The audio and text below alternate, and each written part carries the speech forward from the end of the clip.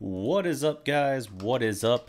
This is Darreck Kirby, aka DDP with the Dallas Prospect, back for a little bit of a late start to do Mavs fast break here. Dang, I see the camera's off. This is breaking the fourth wall. This is all kinds of not bueno. On the fly, however, I will fix this. And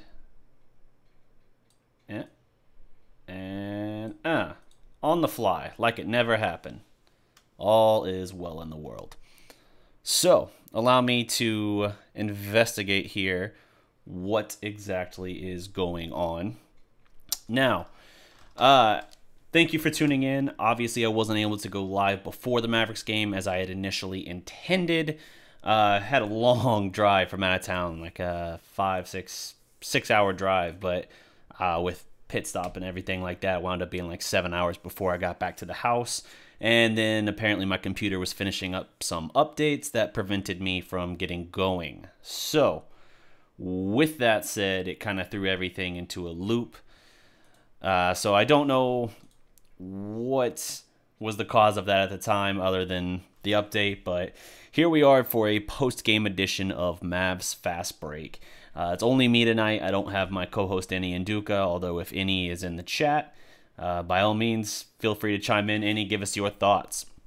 First in the house, Gale, young Onyx, right on his heels. Refs were so trash. Yeah, it was definitely some questionable no calls there. I thought Dennis Smith Jr. drew a couple good fouls late in the game that weren't called. And really, to me, this game, I know it's a young core for this team, so I'm not going to sweat too much individual losses, but I will say this felt like a very winnable game. In fact, I felt like the Toronto game was pretty winnable for this team. There are some things Carlisle's doing that I don't fully understand.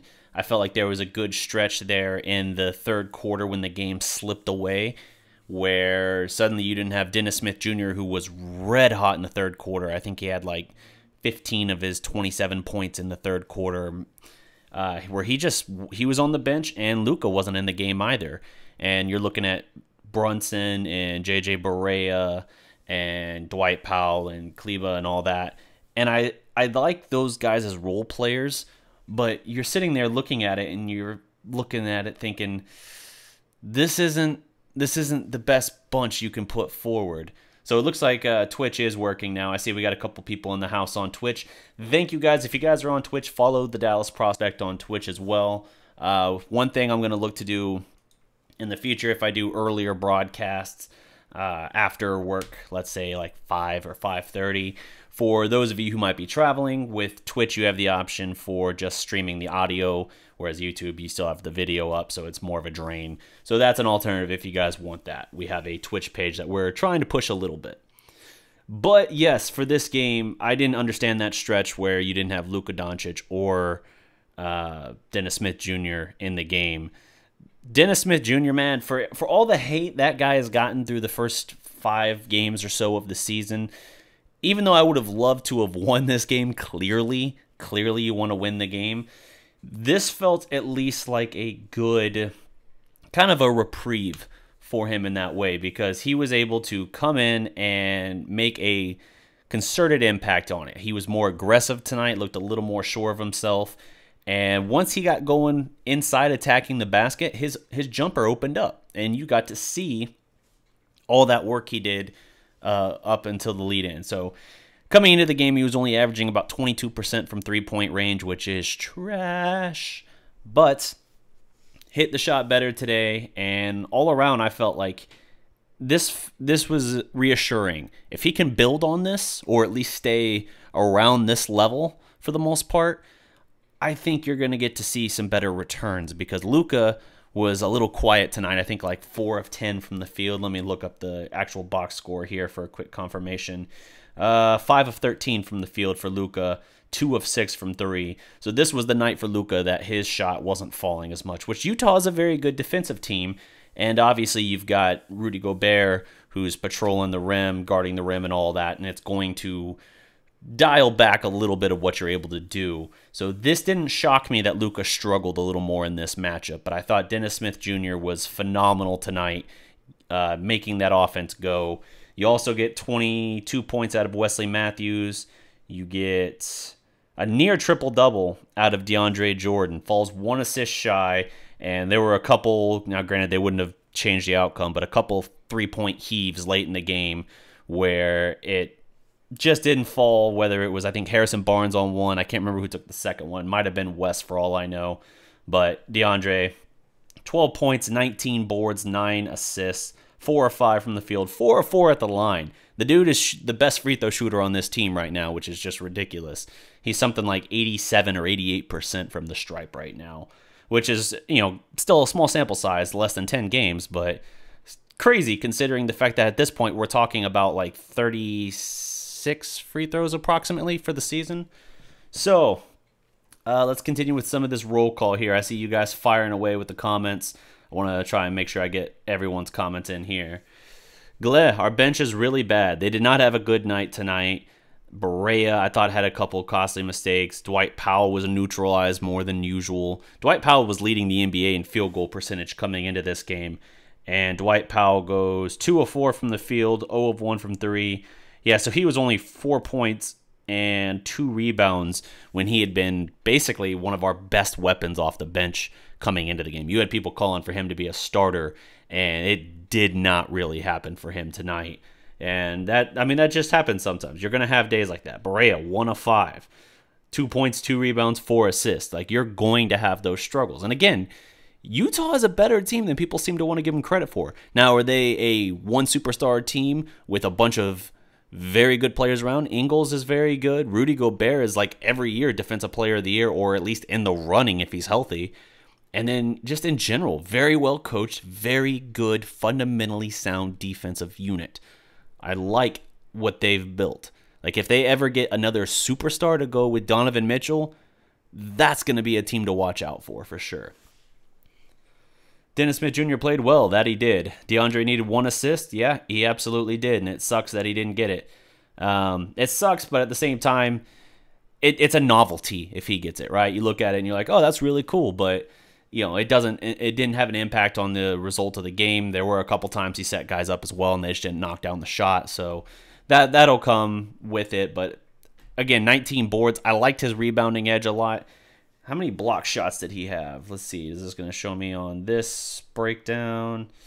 DeAndre Jordan had 1 block shot, which he got on like the second or third possession of the game when he blocked Gobert on a fall away. So his rim protection needs some work. That's one thing we've not seen a whole. I mean, we've had moments of it, right? He had a game where he had 5 blocks a couple games ago for them. And that element's been kind of comes and goes for him.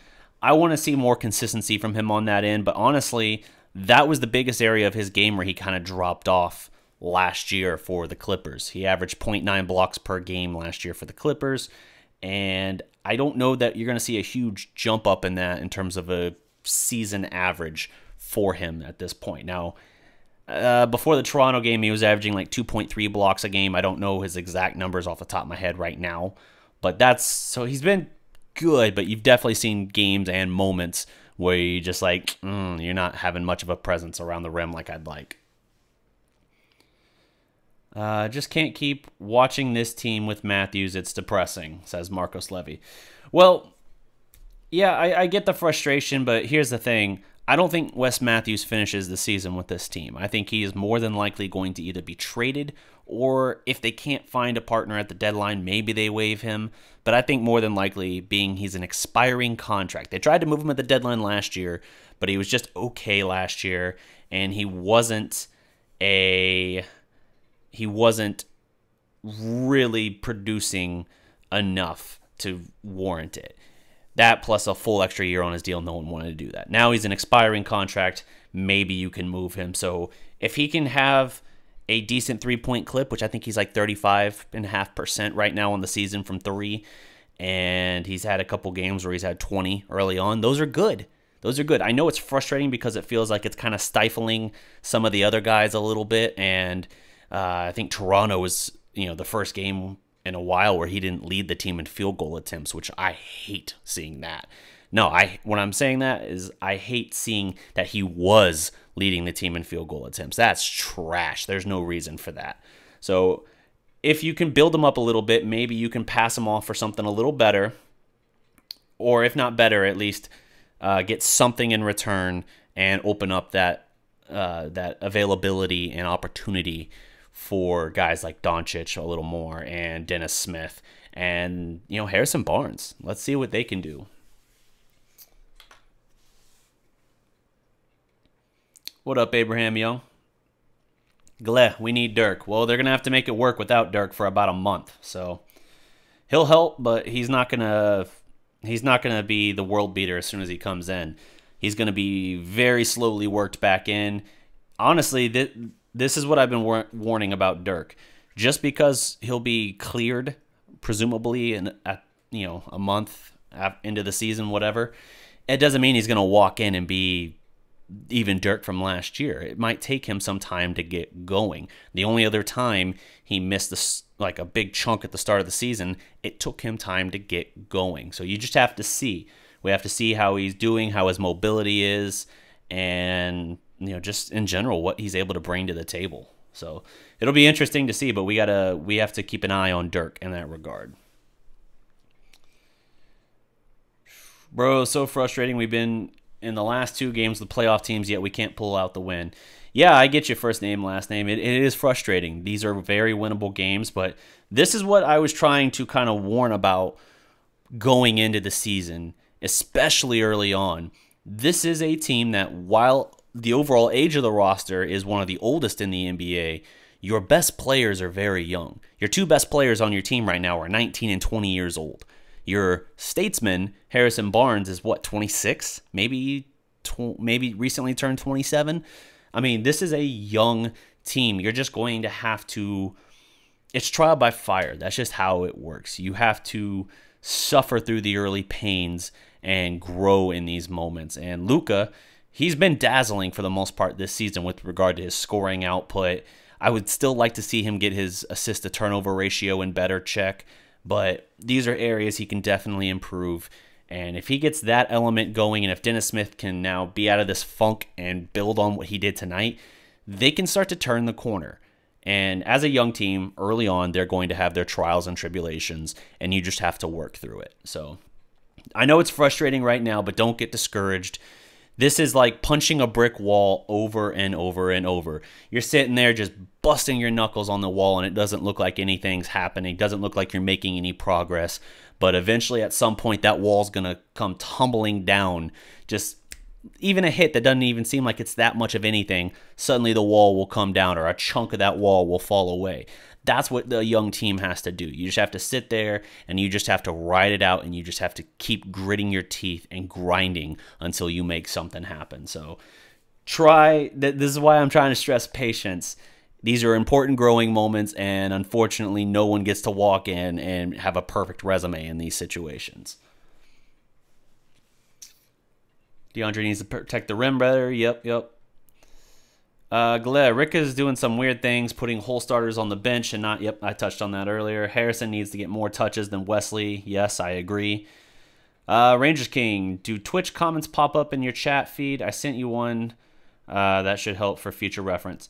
I don't have it set up that way right now, configured. I was out of town all weekend, so I can look to add that in the future, but it would be it wouldn't come in the same feed. I'd have to figure out a different way to present that. So I could do it, but I'd have to figure out some other additional real estate on the screen to present that. So maybe I look to do, instead of the TV view here, I can have an alternate view when I go to that, where I can have me moved up in like the corner, kind of like I used to be, comments from YouTube here, and then Twitch here, and something distinguishing them. I'll look into it. There's a lot I can do to customize this further, and I think I do need to start working in some alternate views other than this. This is a sexy, sexy look here, if I say so myself, but there is some improvement I can do and some revamping I can do as well. So I'll take a look into that.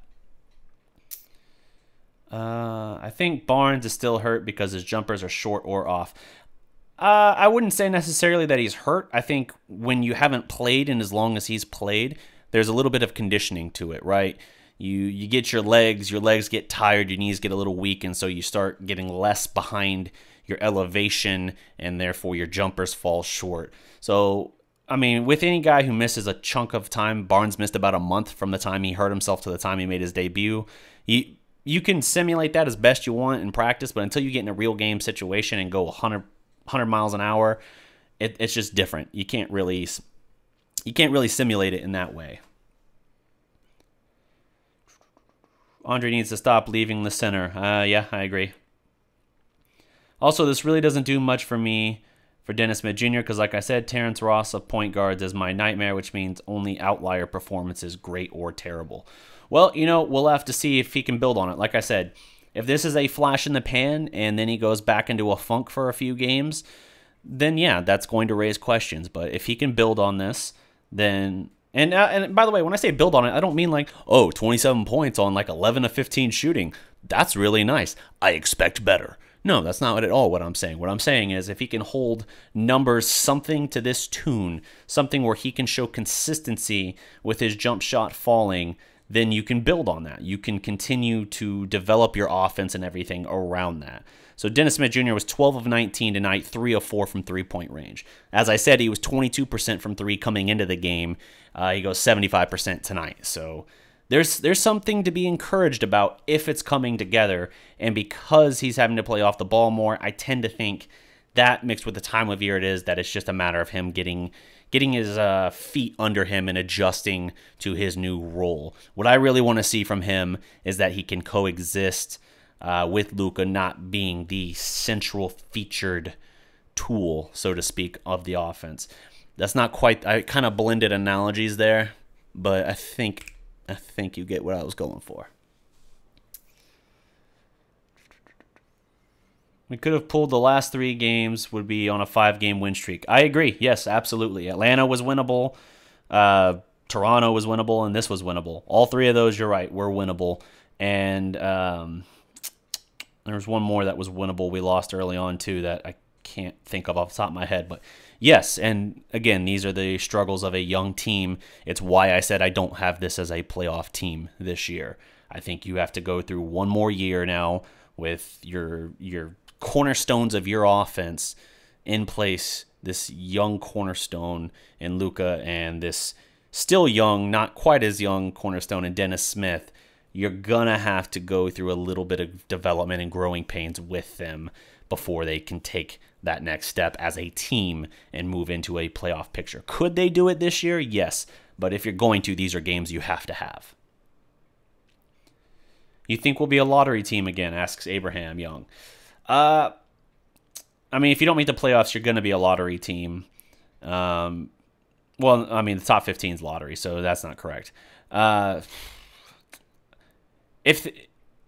Even if we are a lottery team, unless they're like bottom of the barrel, they're not going to have a top 5 pick, which means they're going to lose the draft pick to Atlanta, which means you effectively aren't a lottery team. So going off of that, I'm going to say they're not a lottery team, but they're also not keeping the pick. We need a certified bucket getter and a real lockdown defender. Wes ain't that. I agree. 13 people watching, only 2 likes. Let's fix this. I agree, Rangers King. Let's do it. Hit that like button. Share. Subscribe. Ring the notification bell. Let's do this. Let's do this. Doesn't matter, we don't get the pick anyway this year. Agree. What would you get for Wes, another young player? If you're going to get a young player in return for Wes, it's probably going to be someone who is raw. I don't know of an easy example off the top of my head because there are so many different scenarios of what could happen come the deadline. But my gut tells me they would probably get a kind of a Swiss Army knife player in that regard, a guy who is long, rangy, and athletic, but not much of a jump shot, and who they hope they can develop. Maybe that's a guy kind of like Al-Farouq Aminu was for them in the past, you know? You should have to see. You have to see what you can build with that and if you can do something with it. A great example of that type of player, now obviously he's on a bigger deal now, but previously, another good example of that style of player would be like Jeremy Grant from Oklahoma City. When they acquired him, that's exactly the kind of player he was. So you find guys like that, just long, athletic, rangy guys who can bring a little bit of energy and X factor to your bench. Mejor de Minas. Zion Williamson in the draft would be a great fit. Zion would be a great fit literally anywhere, but you got to be like number 1 or at the very least number 2 to have a prayer of getting him, and I don't think that they're going to be that bad this year. Dallas is going to go for it, so I don't see that happening. Could it happen? Sure, but I'm not holding my breath on it. It's also way too early to have that thinking as well for a team that's going to be as aggressive as Dallas is. LeBron passed Dirk. Yes, that's another good story. That came, what was it, yesterday, last night. LeBron moved to 6th on the all-time scoring list, passing Dirk. Yeah, that's a shame, but we knew that was going to happen, right? Like, no one suddenly thought LeBron was going to just retire abruptly when he still has probably 6 years left in his career at the freakish rate that he's going. So, yeah, he was always going to pass Dirk. But Dirk will, I think, pass Wilt. And once that happens, that'll move Dirk back to 6. LeBron will, be 5th at that point. So, yeah, LeBron will probably challenge Kobe, maybe even Kareem at the rate he's going. Who knows? And Dirk, I think he'll pass Wilt, and then I think he's done passing guys at that point. So that'll put Dirk back at 6, and his nickname that he goes by in the locker room, which now probably is 7. But for the last couple of years, he'd been called 6. I think that'll be back reinstated at that point. Luka's got a lot of turnovers, gets a lot of turnovers. Yeah, early on, his turnover to assist ratio isn't good enough. I think part of it is just a little bit of growing pains in that regard. He's got the vision. He's got the right idea. Sometimes you see him catch his teammates off guard a little bit, but you just have to keep grinding with it and see what you can do. He's a better playmaker and better creator than we've seen so far. That's the part of his game that hasn't come through yet. We're seeing the splash threes, which I admit I didn't think he was going to be this good of a three-point shooter. The early returns are very, very promising for that. Overall, scorer in general, I'm very pleased with what I see from Luka. There are some moments where the other team's on a run and you'll see him with the ball and he looks a little bit hurried and a little rushed to me, where you can kind of feel that he's feeling that pressure as a rookie, just a young player in that moment where it can feel a little big for him. He'll improve as the season goes with that, and as obviously he moves into year 2 and then year 3 of his career. But for now, there are moments like that where you see him looking slightly overwhelmed in that regard.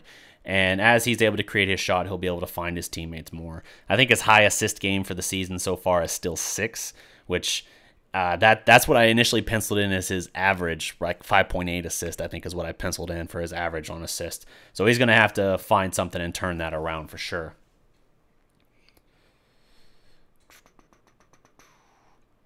Do you think any guy picked after Luka is having a better performance to him? Do I think anyone picked after him is having a better performance than him? Well, Trae Young went 2 picks after him. That was who we traded the 5-3 to get. Trae Young had a 35-11 game. That was stellar, and he's leading the rookies in terms of his scoring average. But at the same time, I think that the situation doesn't fit for Trae Young to have been here like it fit for Luka to be here. So I think Dallas got exactly the guy they wanted and needed, and Luka Doncic. I really do. I think Luka is a much safer bet than Trae Young, who I feel is very boomer bust potential.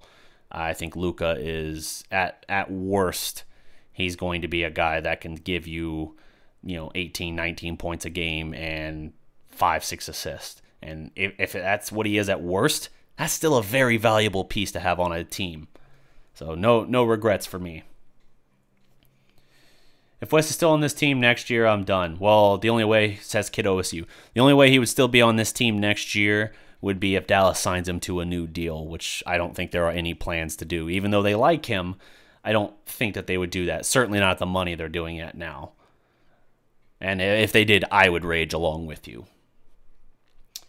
So what I wanted to tell you was the video won't pop up on Twitch, but the audio works just fine if I choose audio only.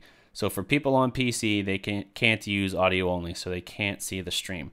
Really? Okay. Well, what I'll do after this then, I'll disconnect after the stream is over. I'll disconnect Twitch and redo the connection, see if maybe that fixes it. And before I go live again for a Mavs show, I'll have that situated. But like I said, coming in from out of town to do all this and catch the Mavs game, I was caught a little flat-footed tonight, so I apologize for that. Based on how the rest of the West is doing, do you think we can get the 8 seed? Asks Young Onyx. Man, 8 seed, you got to have a lot going right to get 8 seed. And right now, not enough of that is going right. Luka has proven, for the most part, yes, he is that guy. Again, you got to fix those assist-to-turnover ratio. And he's got to fix that. You got to have Dennis Smith have more nights like he did tonight, where he was stellar. If he can do that, then that'll help as well. DeAndre Jordan is getting the boards, but he's not bringing enough of the rim protection that we need. And we haven't had any Dirk yet, so we need to get more out of him once he comes back to the team and is able to play. We need to be able to get something in that 10 to 12 range from him a night. And Harrison Barnes looks like he's still trying to get his feet under him after making his season debut, what was it, last Friday night? So not enough things are going right so far, but there's time. Could they do it?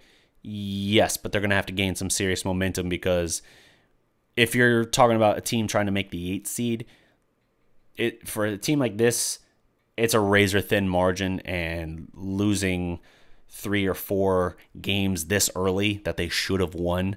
And we're talking about a team that lost like 27 games last year, that were within 5 points going into the final like 5 minutes or something, crunch time.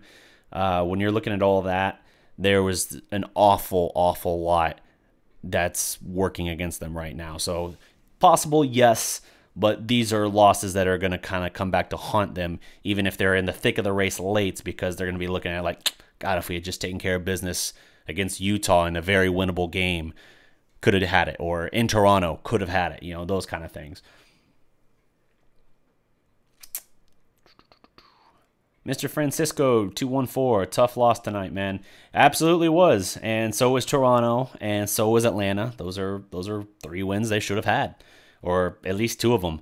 Dallas is in an important stretch here where they're drawing some seriously tough teams, and they're hanging tight. They're playing well for the most part, but they're not getting the deal done. And in each of these games where it's gotten away from them has been kind of in the latter part of the 3rd quarter and the earliest part of the 4th quarter. And there have been 2 of these 3 I can specifically speak to where I have a lot of support behind Rick Carlisle, but I will admit I have been baffled by some of his rotation decisions in the second half, particularly the 3rd quarter, where he's got the starters out, where you don't have Dennis, where you don't have Luka, and he's running like a mostly second unit bunch, and the lead starts to slip away, or Dallas is right there within like 4 to 6 points, and he doesn't send the first unit back in until it gets to like 12 or 13 or 14, and it's just like, dude, you can't do that. And if we do that twice in a game, which has happened, then you're not just playing with fire, like you're full head in the oven at that point. Like you can't do that, man. So I don't know what some of them are. Max can speak to that. Max Levy. I've messaged him at times during the game, like, hey, why are we running this lineup? Far as I can tell, Luka's not in foul trouble. Why is he not in right now? He was on fire earlier. That was the Atlanta game, and we don't know. We don't know. There are some weird things like that have happened tonight. It was Dennis Smith Jr. on fire in the 3rd quarter, and why did he come out? I don't know. Those are things that we need to figure out, and if it's something he needs to figure out and kind of self-assess, he needs to do that right the hell now. Young Onyx, what protections are 1st round pick? Dallas has a top 5 protection on the 1st round pick. That means as long as they, in the lottery, end up somewhere in the top 5, they will have, they will keep their pick. But if it's 6 through anything else, it goes to Atlanta as part of the Luka Doncic trade. That was the decision they made. So more than likely, Dallas knew that they were giving away this year's draft pick. Now the protections move forward, where I think The following year, it's a top 3 protected. And then after that, I think it's the protections extend all the way to 5 years if Dallas keeps hitting these perfect scenarios where it's like, oh, we got a top 5 pick this next draft. We keep the pick. Then the next year, oh, hey, we got a top 3 pick. We keep the pick. Like, if you push out even to that far, the trade's already been a disaster, because if you're not in the playoffs by then, something has gone horribly, horribly, horribly, horribly, horribly wrong, and Rick Carlisle either has been or desperately needs to be fired at that point. That's, again, projecting like 2 years out from now. So, like, this year plus 2 more years, I'm not making the playoffs just for that scenario. So the pick will be gone more than likely after this year. That's why I'm not even really sweating the draft unless everything falls off, like the wheels fall off this wagon immediately right now, and this team ends up pretty much tanking to secure a top 5 pick. That's really the only way that I even have any thoughts at all about the next year's draft. But Dallas already made their intention clear. They have no plans for this upcoming draft. Isaiah Hunt, somebody needs to say it, but Rick Carlisle isn't working out. Mavs fans, stop babying Rick. So many questionable plays he runs. Okay, so my perspective on that, and I just ranted on Rick Carlisle just now. I think that Rick Carlisle is one of the 5 or 6 best coaches in the league, even still. I will say, post-title, a lot of those Mavs teams, he didn't always have a lot to work with. There were exceptions. The 14 Mavs were very good. Took the Spurs to 7 in the first round for the most of the year, and 15 before the Rondo deal. That Mavs team was very good. But a lot of teams outside of that haven't been that great, and he has basically squeezed every drop of potential he could out of those rosters. Some of those teams were really bad teams, and he managed to get something out of them where they were at least halfway respectable. I mean, he got to the playoffs with a Darren Williams point guard roster, and Williams was out of the league by the next year. So, I mean, there are elements like that. Maybe not next year, but really soon thereafter. There were elements like that where Rick has gotten a lot out of the team. I will say this, though, as I said earlier, there have been some moments this season where, just from a rotational aspect, I've been baffled by some of his decision making. And if he can adjust your style, because in modern NBA, you can't be married to any particular style. You can't say, this is how I run the offense. Look at Greg Popovich as a perfect example of that. The Spurs used to be a grind you into the dirt defensive team, a phenomenal defensive team that just, pass the ball into Tim Duncan, and he just ground you into a fine powder. And 3-point shooting and all that was like so secondary that was like 12 shots at best a game. They are the opposite of that now. He has evolved and built them with the times into they're not a dynasty because they never won back-to-back. The closest they came, I think they won in 03 and 05. They won 03, 05, 07, which you're like, hey, 3 and 6 years, but that's an arguable dynasty. To me, to be a dynasty, you got to win back-to-back years, and they never did that. But I digress. That's just preference at that point and semantics. But they know how to change it, and Carlisle might be in one of those moments where he needs to adapt what he's doing, because it looks like he's trying to apply the template he's used the last couple years, and the players in place now don't necessarily fit that mold quite the same way. Wish they played Luka more as a primary ball handler. He doesn't look comfortable on the forward positions. Also, his teammates can't get used to his passing and playmaking in a game situation because... Oh, are you saying because of that? Okay. Zararan? Sorry if I'm butchering your username. Yeah, I agree. Luka as a primary ball handler would be nice. I'd like to see more pick and rolls with Luka as the primary ball handler. We're seeing bits of that, and it seems like it's pretty effective when they do go to that well. I'd like to see more of it for sure. His teammates, yes. His turnover assist ratio isn't quite where it needs to be, and part of that is that his teammates seem so often surprised by what he's doing. That needs to improve as well. Can we keep Jordan and still go after a good player in free agency? Absolutely. Dallas is going to have like somewhere between $70 and $85 million in cap space next year, after this year, because guys who will be under contract will be Luka, Dennis, Jalen. Harrison Barnes will opt into his last year of his player option, and so will Dwight Powell. And I think those are like your only 5 locked down right now on active roster spots. There might be someone else, but for the most part, that's like all you got that'll be locked down. So you're going to have a ton of money. DeAndre Jordan's not making 22, 23, whatever million next year again. If they do keep him, I think Max had a really good point on this. I think it's going to be a kind of declining number they keep him at, where it's like, okay, we'll sign you to a new 3-year deal. Next year you'll make like 19. The year after that you'll make like 16, and then we'll say like 13 or 12 or something like that. Something to that effect would make a lot of sense for DeAndre Jordan. He's still a highly paid center. We'll see if he's still worth those numbers at that point. But right now, at least, even just in a rebounding thing, an occasional rim protector role, he's giving them everything they need. So yes, they can sign him, re-sign him, and still have money to go after a big free agent acquisition, say Chris Middleton.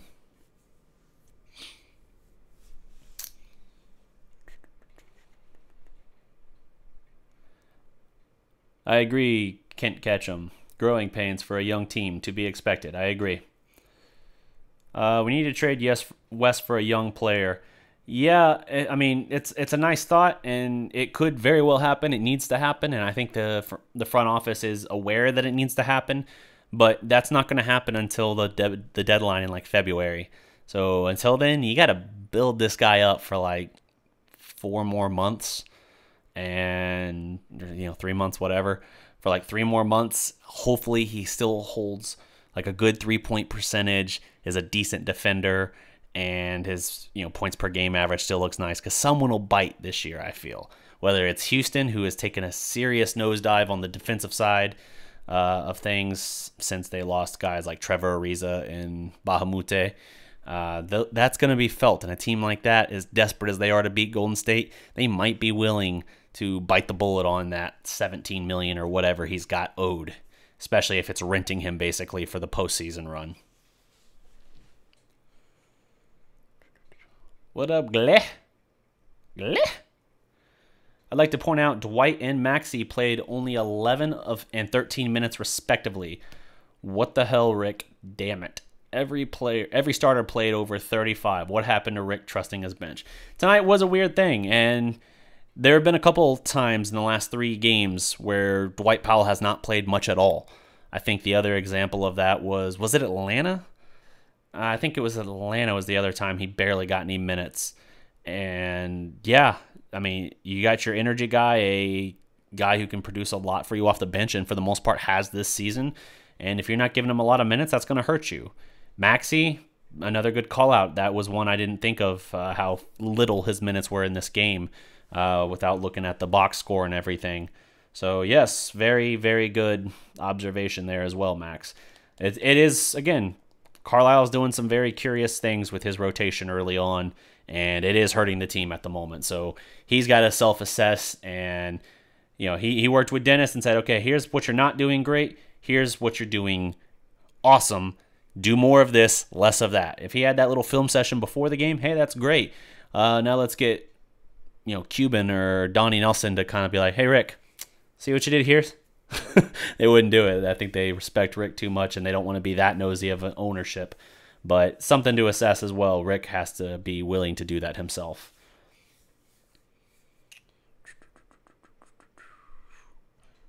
Why does he run so many plays for Wes when you have Luka and Dennis plus Barnes on the court? Rick is starting to kill me inside. If we lose 4 straight more, he needs to be fired.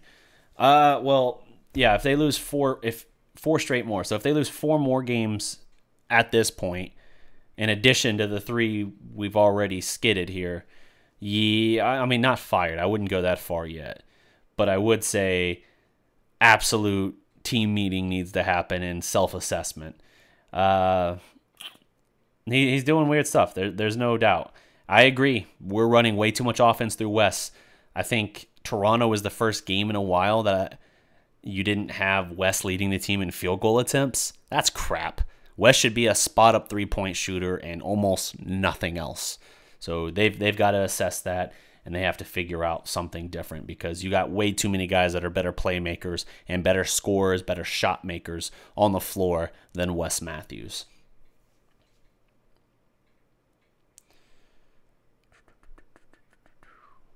Can you keep DJ Ince to get a star player? I think I already answered that. Looks like our next W won't come until we play New York on Friday. I hate to say it, but I'm trying to be realistic. I mean, it's a tough stretch. They got to find a way to steal one for sure. I actually think I'm going to be at that New York game as well. Not with any credentials or anything, but I'm going to try and be at that game and keep an eye out for that. So I'll let you know. But yeah, they have a tough stretch here for sure. They got to figure out some things. Flamur. Need to trade for Jimmy because no top free agent coming to Dallas next summer. Most likely Butler would re-sign with Dallas with package deal. Okay. So here's my observation on that. One, we don't know if Jimmy Butler would re-sign with Dallas. Two, Jimmy Butler has burned out 2 locker rooms between Chicago and now Minnesota. So there's a risk bringing him in here and pairing him with 2 very young, impressionable players that are 19 and 20 years old and the cornerstones of your foundation around Luka Doncic and Dennis Smith Jr. So there's a risk there as well. Is he a phenomenal two-way player and an elite offensive weapon at times? Hell yes, he is. Would I be morbidly curious and excited and intrigued to see what he could do? Yes, but I also think that it's a high-risk, high-reward scenario for the Mavericks to get him. I also think that as far as where he wants to be, I think Miami is where he wants to be. I think he has interest in New York. I don't think he has a lot of interest in the Western Conference. So saying, yes, he would re-sign with Dallas, and that's a foregone conclusion if you get him, I don't know for sure. Because the reason he's burned out these locker rooms is because he wasn't far enough along. He wasn't making runs in the postseason with Chicago. That Chicago team was really bad. He wanted out. They got him out. He went to Minnesota. Yeah, he missed a lot of time last year with a broken leg at one point. When he came back, they were able to make the playoffs as an 8 seed, but got spanked in the first round. So I think that was by the Rockets. So I think that was another thing as well that he looked at and got frustrated. He wants to go on a deep run. I don't think that he wants to be part of a rebuilding team in Dallas, even if they've already got a couple, like 2 to 3 pieces of that central rebuild in place. I just don't know that that's a fit for him, and I don't know that that's a good character to bring in given that scenario. The final thing I want to address here is pointing out that he wouldn't come to Dallas as a free agent. It's certainly harder for that to happen, sure. But, you know, Dirk was never able to draw the elite free agent next to him because his game is not the American-style game. It's not the, you know, how many players, you don't see it as much anymore, but it used to be the whole SportsCenter bit where you'd have all the players make a play, and in the commercial they're all like, dun-dun-dun, dun-dun-dun. Like, they're all doing the top 10, the SportsCenter top 10 highlight thing, the jingle and all of that. That's dunks. That's, you know, ridiculously athletic moves and alley-oops and all kinds of plays like that. Not often would you see Dirk, even though his fadeaway is a thing of beauty, not often would you see that kind of play highlighted. And so you had Dirk's game not being as sexy for the American style of game, and so as a result, he didn't draw those free agents. I mean, hell, Darren Williams, when we still thought of him as a relevant ad, went to Brooklyn to pair with Joe Johnson instead of Dallas to pair with Dirk. So that, I mean, that tells you a lot there in itself. But I think that's changing now with Dennis Smith Jr.'s athleticism and the respect he has around the league from some, you know, very notable names like LeBron and Wade, guys like that. I know that Donovan Mitchell and Jason Tatum have stolen some of his thunder, obviously, and no doubt they're playing better than Dennis Smith for sure. But it's still something worth noting that his style of play and that athleticism, not to mention Luka's scoring ability and general court vision and playmaking ability, that is a more appealing draw for free agents, especially when you look at this team and how young they are. If they can prove themselves to be pretty good this year and they're going to have all that cap space, you can absolutely draw guys in here, I think. I don't think it's the same scenario as all those years of Dirk, where Dallas, when Dallas finally had the max money to go really after someone and money whip them to come in, they were post-title, and then they had the bad reputation for blowing up the title team, or their team looked so clearly far away and irrelevant as far as the core and what the league had turned into with Oklahoma City's and Houston Rockets and Golden State, that they just weren't able to draw guys in at that point. So I think it's a difference in era. When Dallas finally had the money to go balls out after a big fish, they weren't the appealing destination. And when they were trying to get guys to come in at reasonable money to pair with Dirk, they looked at it and they're like, that's not really the kind of game that I want to pair with. But, right or wrong, say what you will, that's what the perception was. And I don't think that that's going to be the perception moving forward. I think things are beginning to turn for the better when you look at the two pieces and the buzz around them, plus the cap money. That was my long-winded rant on that. Dwight was perfect from the field against Atlanta too. Yes, he was. We were down 6 late in the game, and he runs a play for West to throw a contested floater. Yeah, I know. I hate it. I feel we're on the cusp of being a decent team, just too many mistakes late. Mental barrier? Mental barrier is a good term for that. This team, they battle, they hang tight, they cut close, and they can't quite get over the hump. I think there are 3 things in effect there. As I mentioned, Rick's running some weird rotations where he's taking guys out at inopportune times, and the wheels kind of fall off a little bit. You're having situations where you're getting Wes Matthews to get the shot instead of Dennis or Luka or even Harrison. And then, you could say mental barrier for some of the younger guys a little bit. I think a little more so on Luka. Like I said, there are times I think right now where Luka he'll make plays and he can come up with some big moments. Of course, in their win against, Minnesota, he had 2 or 3 very big plays going into the final 4 minutes of that game. And then right as he kind of started to shrink away, he had a bad turnover that led to an and one for Derrick Rose in transition, and then got fouled on the next possession and only made 1 of 2 free throws. So right as he started to wobble a little bit, Dennis Smith took over and had the late game heroics that led to Dallas's first win. But there are moments like that where he's been a little shaken, I feel. What up, Eric? DeAndre has been amazing. His rim protection could use a little improvement in terms of consistency. But yes, his rebounding's been phenomenal. And to get nearly a triple-double out of your center for a Dallas center is amazingly hilarious. Just because that's not even something we fathom. That's not even something Tyson Chandler was doing. And Tyson Chandler was heralded as the greatest center ever. And I know he played a huge role in bringing us our first and only championship, so no disrespect there. I'm just saying in general, from what DeAndre can bring from, putbacks and alley-oops around the rim to rebounding to even shot blocking on most nights, it's all a level up over Tyson. And I say that, again, with utter respect for Tyson because he is one of my favorite Mavericks of all time, despite only having 2 stints in Dallas for a grand total of 2 years.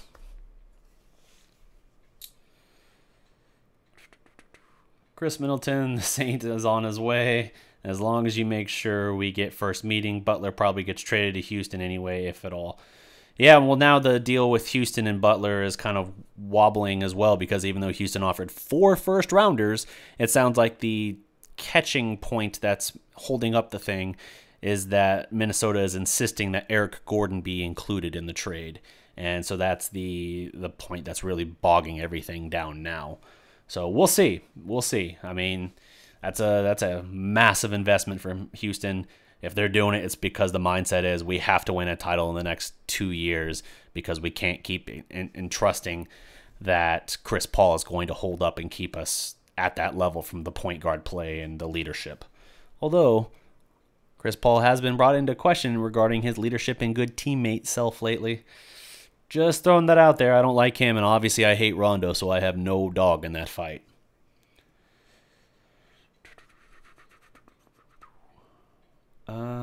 Only defensive player we really have is Jordan. That's not going to get it done. Dennis Smith needs to work on his defense, plus sometimes he's too out of control. At times he is little bit out of control. He's shown flashes of being decent on ball in terms of his defense, but he's got to find some consistency with that for sure.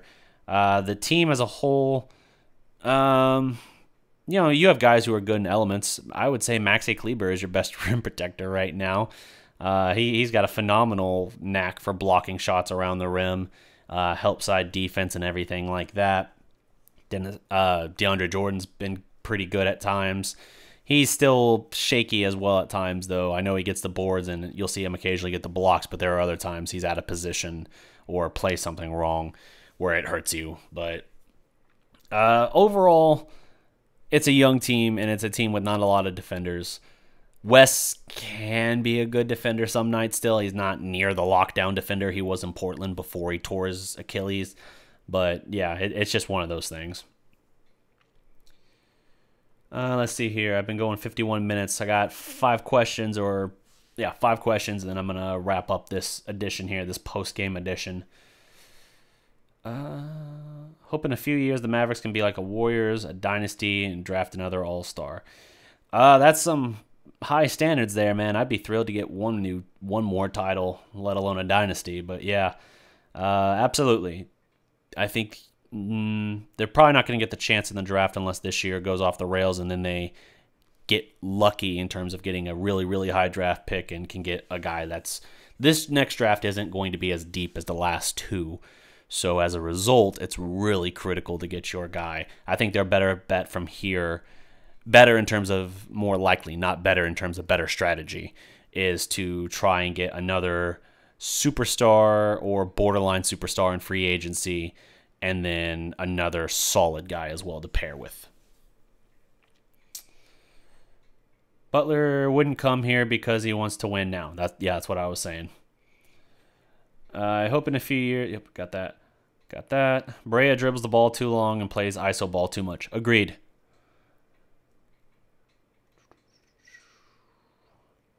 Four first-round picks for Butler? Ouch, that's a lot. That's what Houston offered up, man. Now, you got to think, with what Houston intends to be in those 4 years, those are 4 late first-round picks. That's not like top 10 picks even. That's like, here's pick 17, here's pick 23, here's pick 27, and 14. I don't know. Did you see what Wes put on Instagram after the Toronto loss? Tired of responding to Mavs fans on Instagram, social media. He's fed up. He can be fed up, but it is what it is, man. Like, I don't... There's a role for Wes on this team. My problem is I feel like he's still got a lot of the mindset that he is at times the best player on the floor. And when you're sharing the floor with Dennis Smith Jr. and Luka Doncic and now Harrison Barnes, bro, you're not the best player on the floor. Like, 3-and-D, that's what you're there for. I understand that for the last couple of years, we didn't have the infrastructure, or 3 years, whatever. We didn't have the infrastructure in place around you for you to really be that role, and you had to at times be the best guy on the floor, or one of them. I get it. That wasn't fair to you, especially coming off the Achilles. But now that we got these other guys, these other playmakers, they are the focal points. You try to D up, you 3-and-D. If you want to go occasionally off the dribble, if you insist. But when you're taking... How many shots did Wes have tonight? Now, again, he had 22 points, so I don't want to completely dog him here. But clarity is important. Wes had 17 shots tonight to get 22 points. Not terribly efficient. That's problematic to me. That is problematic. That's too many shots for Wes Matthews. He is your shot attempt leader for the season for Dallas to this point. That should not be the case. That's a case of Rick leaning too much on his trusted veterans and not enough on his young guys. That is a flaw in Rick. Until recently, until the last 3 years or so, Rick never wanted to play young guys, period. Like rookies, Rick didn't play them. That's been something he's been forced to kind of turn over. Last year, you still had Dennis Smith Jr. getting less than 30 minutes a game despite being the only electric player on that team. Let's see. Brokoff, I see Ranger King asking about. No minutes for Brokoff. That's... Yeah. No, Brokoff's no... he's not a great defender. He's got some quality there. But yes, Brokoff's minutes are baffling. It's really not good that he's not getting opportunity. That's such a good... When you need more 3-point shooting, there's not a reason or excuse to not give him more in the way of an opportunity there. DeAndre Jordan, is much better on offense and on the glass than Tyson, but Tyson is so much better on defense because he's consistently effective. I agree. I was at the game. Dennis Smith Jr. went off in the third, says Cowboys Nation 777. Yeah, and the Jazz, and you're right as well. The Jazz are a very good team. Dallas played them tough, but they let it get away from them for sure.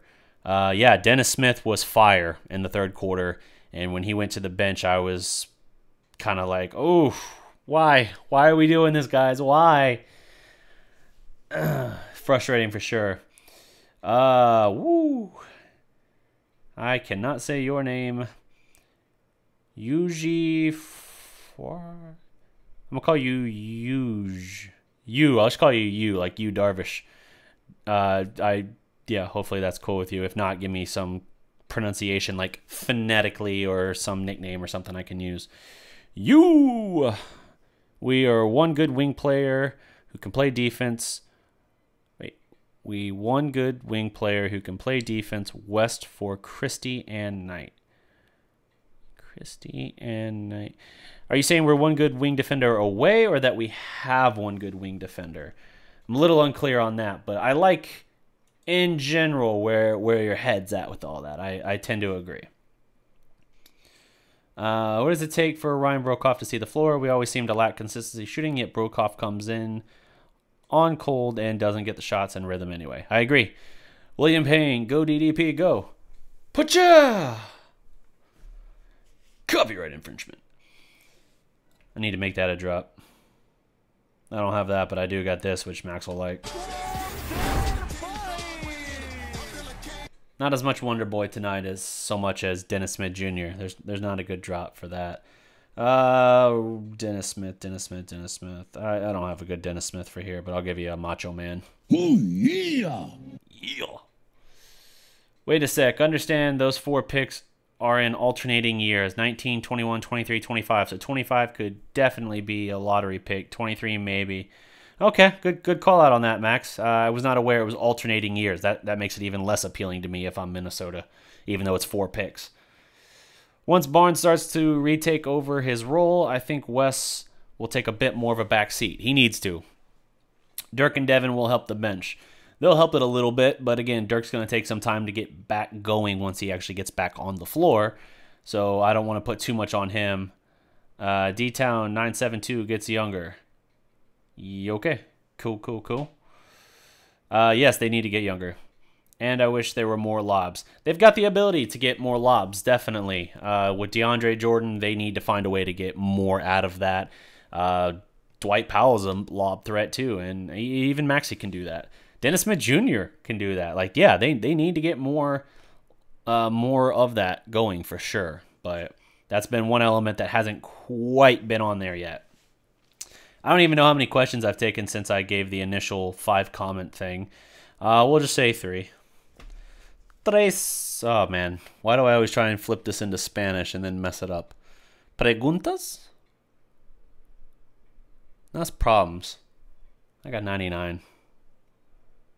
All right, hit me with 2 to 3 more questions, and then I got to wrap up the show.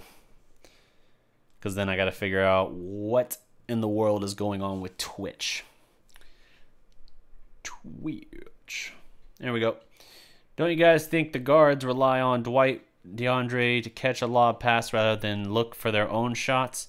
If the guards were more aggressive, then the lob would be more open. There was a good moment late in... It might have been Atlanta. I think so.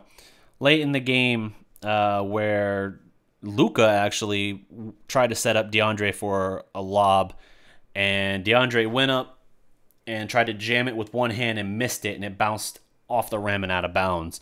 That was a killer because that was like Dallas was down 4 or 2 at the time, and they needed to stay right there, but because they turn it over there effectively, and then Atlanta comes down and gets a bucket, it kind of put that away for them because we were talking like a minute 14 left in the game. So Now, that's a Luka setup, but I wanted Luka to go for the shot himself. And instead, he looked for the setup, and maybe he threw it a little higher than normal. Maybe DeAndre slightly mistimed the jump. I don't know. Or maybe DeAndre caught it clean and he just missed the jam. I don't know. But regardless, I get it. If you make it, you're like, oh ho, huge momentum swing. But missing it, you're like, oh God, why didn't you just, why couldn't you have just guided it, or like caught it with two hands and tried to dunk it, or even just caught it and came down and got to the line? You're hitting 87% this year at the stripe. What are you doing? But in that moment, it was killer for sure. So they need to work on that, definitely. I got a perfect clip for you for a Dennis Smith Jr. drop.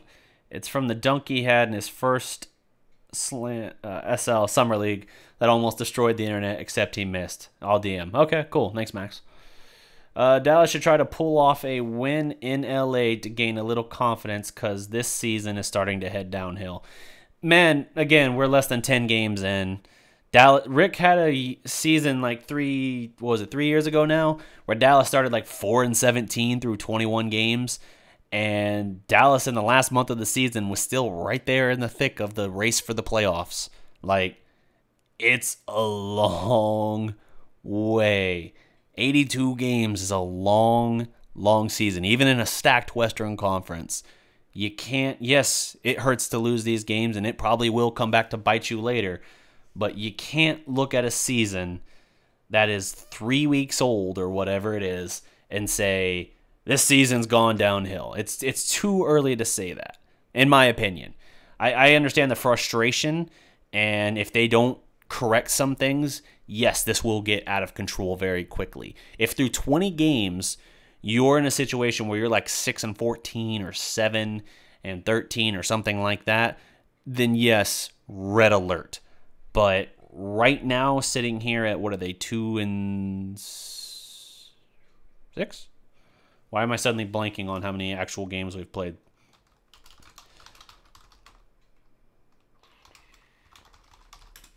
But you get the idea. I feel like it's a little too early still, in spite of everything else. Let's see. 1, 2, 3. Yeah, 6. So 2-4. Yeah. Too early. Do you guys think? Oh, I already got that. I remember that play. I can't quite tell. Oh, anguish. As I hover over the face, it tells me that's anguish. I was like, you look angry, but you're sweating. You're constipated? I don't know. All right. I think that'll do it for my time here, guys. Thank you for tuning in for this late night edition of, I don't even really want to call this Mavs Fast Break. This is more like Mavs post game. Whenever the Mavericks have an earlier game like this, I will try to sprinkle these in sometimes, give you guys a little bit of like instant reaction after a game ends. Yo, 21 viewers, 8 likes. Yeah, guys, what's up? Hit that like button. Smash that like button. Like this video, share it, subscribe to the channel. Absolutely do all of that. Hit the notification bell. See when we go live. Join the notification squad. Quick couple comments here. I don't see Dennis in the house. Dennis, I got your shirt coming to you. That's gonna mail out tomorrow if you watch this after the fact. Let's see, who else do I have a shirt coming to right now? Connor, I think, was the other guy I got a shirt coming to. That's of course not his username, but we'll figure it out. Guys, if you want to order a Dallas Prospect t-shirt, I'm not wearing one at the moment, but yeah, if you guys want to order a Dallas Prospect t-shirt, hit me up, message me, or you can also support us on Patreon. If you support at the $10 level, you get a free shirt, which is cheaper than a $15 shirt normally. So hey, discount. Ha! Let's see here. But yes, stay tuned, guys. I will be live tomorrow. Probably not Mavs talk tomorrow. Probably I owe a college football talk and a Cowboys talk. And then, yeah, I stay busy. I'll be back during the week, though, and we'll talk some more. So hang tight. This thing's going to turn around. Until next time, guys, remember, Every legend was once a prospect. Salute.